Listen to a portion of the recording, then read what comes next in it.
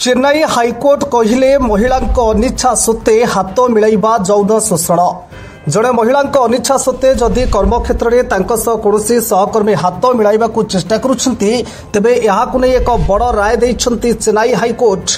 कर्मक्षेत्र में महिला को सुरक्षा देवा निमंते पोसो एक्ट लागू रही। वर्तमान यह आईन को आहुरी मजबूत करुछंती कोर्ट। अनिच्छा सत्वे हाथ मिलैबा यौन शोषण भाव में विवेचना एपरी घटना उद्देश्य नुहे बरं जनक एक्शन को विचार को नियाजिबो बोली मध्य कोर्ट स्पष्ट करिसेंती।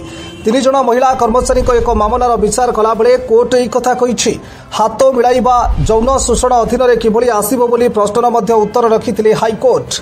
जस्टिस RN मंजुला कहिथिले कर्मक्षेत्र में जदि जड़े कौन घटना को ठीक भाव में ग्रहण करूनाहांती किंबा कहार व्यवहार जदि अन्य को प्रभावित करुथाए और जदि प्रभावित होइतिबा कि महिला होइथांती ताहले या निश्चित भाव यौन शोषण वर्ग में आसिबो। या सहित कोर्ट 1998 मसीह अमेरिका सुप्रीम कोर्ट को एक मामलार उदाहरण देइथिले। यौन शोषण मामलें सर्वदा महिला चिंताधारा को प्राधान्य मिली थाए पुरुषों को नुहे बोली कहिथिले हाइकोर्ट। कर्मक्षेत्र में भिन्न भिन्न लिंगर व्यक्ति विशेष परस्पर सहित किभली कथा हेबे बा व्यवहार करिवे या कौनसी मापकाठी नहीं। स्पष्टता बा शिष्टता ही यार एकमात्र मापकाठी। शिष्टता को ध्यान में रखिले अपराधी निजको दोषी मने करे नहीं, मात्र यहाँ को नहीं सबू महिला मानसिकता भिन्न रही पारे।